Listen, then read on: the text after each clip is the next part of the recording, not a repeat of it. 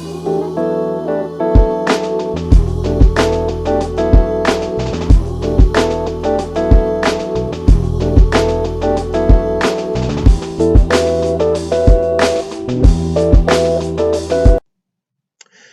people. Welcome to the latest episode of the Rough Draft. I am your host, Kevin Alberto Sabio, and in this episode, we'll be celebrating the 4-year production anniversary of the Rough Draft.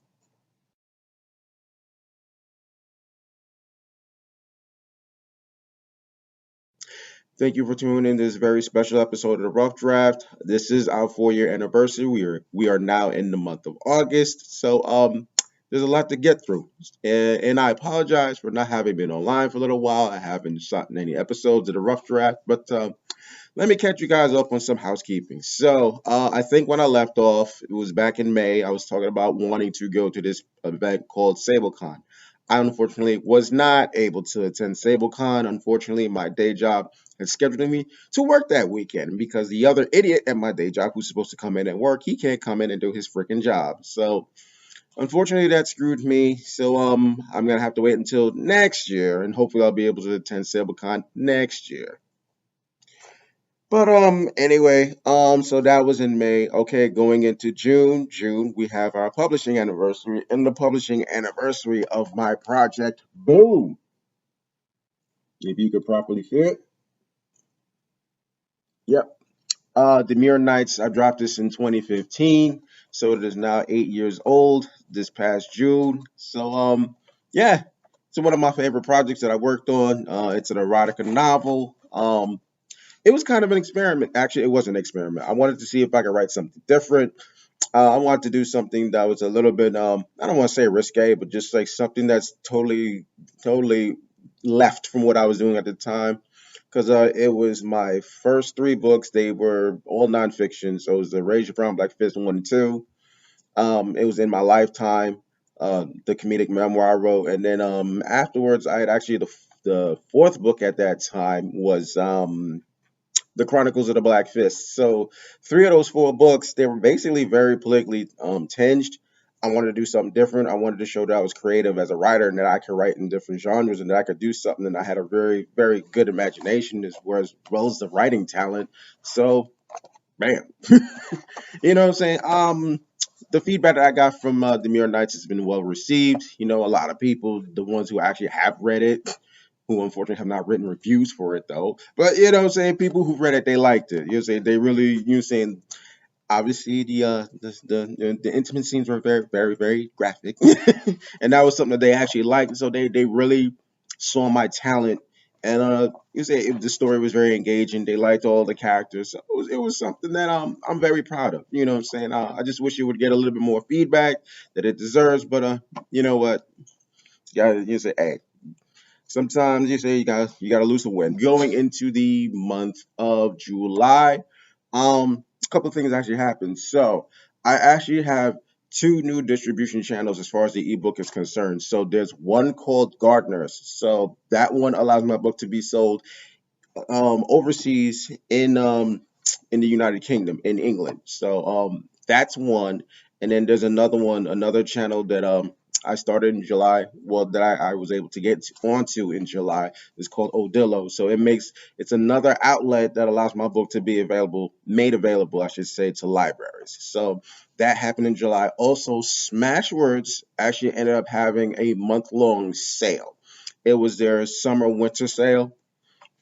The concept behind it is that it's the middle of summer here in North America, and because they have such a wide distribution, I believe in South America and Latin America, it's considered the winter time, so they call it the summer/winter sale. That was all through the month of July. I did okay. Sold 30 books at a discounted price. It was 75% off, which basically made them free. Which I wasn't really too happy about that. I didn't understand the mathematics, of course. Then again, my books are all like 199, so like I said, I think the top earners were Time Will Reveal, The Chronicles of Black Fist, and Raise Your Brown Black Fist 2. They all sold multiple copies. Most of my books, it's like I sold 2 of each of my other copies. Um, and I think Chronicles actually sold 4. Uh, Razor Brown Black Fist 2 was 3 books, and the other one, Time of Reveal, also was 3. So yeah, the book that sold the most was basically the Chronicles of the Black Fist, number one. So you know what I'm saying? Yeah, I did okay. Can't really complain. Also, in the month of July, I have to also add Razor Brown Black Fist Book 1. I finally added that to Draft to Digital, so now it's available to certain other ebook platforms because before um Author House only had it distributed to like the four main ebook distributors, which is Apple Books, Barnes and Nobles, um Kindle, there was one more I can't remember, but it was basically just the main one. So I decided to upload it to Draft to Digital, and now it's basically available now across all different ebook platforms. So when you get a chance, look that up. Okay, so what else? Oh, we are now in the month of August. So bam, spitting lyrics and waxing poetic. This is something that's very special to me, if you could actually see it because of the lighting. This is very special. Why? Not only is it the 8-year publishing anniversary of this, it's in physical book form. It is now available in paperback format. So if you go to like Barnes and Nobles, Books a Million, and Amazon, you'll be able to buy the physical copy of this book. It's a number of it's basically a poetry book collection. Before it was only available in ebook format, but sales just weren't there for it. So I decided, you know what, I've got nothing to lose. Let me do the physical version of it. Normally, when I would publish my paperback books, I would do it through Kindle, Amazon.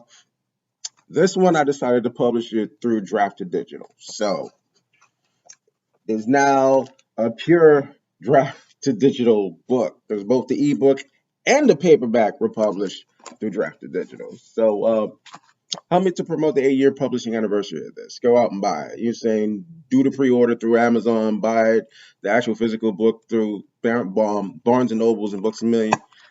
Look out for a brother. Also, since this is the month of August, you say again, this is our 4-year production anniversary. So I've been doing the rough draft for 4 years. I've been doing it since 2019. Would like to get a little bit more feedback from the channel and for the series, but you're saying I'm doing what I can do. Um, oh yeah, also for August, I forgot to mention this is gonna make it 2 years that I've been living in Raleigh, North Carolina. So hey, you say 2-year anniversary officially on the 28th. You know, officially a 4-year anniversary of the rough draft on the 23rd. So, you know what I'm saying? Round of applause all around. Round of applause all around. You're saying things are going good for me. I can't really complain. So, again, I've been doing this for 4 years. Oops. I've been doing this for 4 years. Wish the feedback was a little bit more consistent. Of course, I wish I could be a little bit more consistent when it comes to posting these videos. But everything it all depends on the time that I have. Well, the free time that I have, because you know, saying the job keeps changing my work schedule, and then even on days off, sometimes I'm just brother's really tired, and also it could be a day where since I don't have my own equipment, if the weather's not agreeing with me and it's not a sunny day, it's kind of hard for me to shoot these. So you know what I'm saying. Obviously, I want to step up my production values. I have looked online. There are a couple of like Sony handycams I've seen that they're kind of on the cheap. You're saying anywhere between $200 and $230. I'm thinking about breaking down and actually buying one since things can kind of get back to my roots and make it easier for me to actually shoot these. Not to mention, like I said, I want to do in-person appearances. I want to shoot that. I want to start going to festivals again. I want to start going to like Comic Cons and whatnot. You're saying literary conferences, book fairs, things like that. And you say if I could go out and actually shoot that content and put it on my channel, say hopefully it could get a little bit more feedback. I could get out a little bit more. You guys could be a little bit more engaged. Saying all that good stuff. But thank you for tuning into this latest episode of the Rough Draft. If you want copies of any of my books, you know where you need to go to get them. Just Amazon.com, Barnes and Nobles, Books a Million. I believe CreateSpace, and also I believe bookshop.org. If you want a copy of any of my books in ebook format, you know where need to go to get them. Kindle, Nook, Kobo, Apple Books, Scribd, Smashwords, and internationally through Tolino, Biblio, and now Gardeners. Um, my ebooks are also available in my ebooks are also available for libraries. So if you want to get a copy of my books through the libraries, you know where you need to go to get them. Was Hoopla, Overdrive, Baker and Taylor, Biblioteca, uh, yada yada yada yada. You're gonna see it when I write it. So thank you very much for tuning in to the latest episode of Rough Drafts. If you are watching this on YouTube or Vimeo, you know what you need to do. You need to like it. Please leave a comment. Definitely subscribe to the channel. Share it. And press the notification button to let you know whenever I post something new. Thank you so much. And you know how I always end this. Keep the fist raised. I'm always on my literary grind.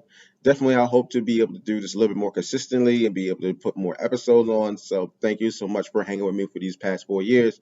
I'll see you guys soon. Thank you very much, and I'll talk to y'all later. Deuces.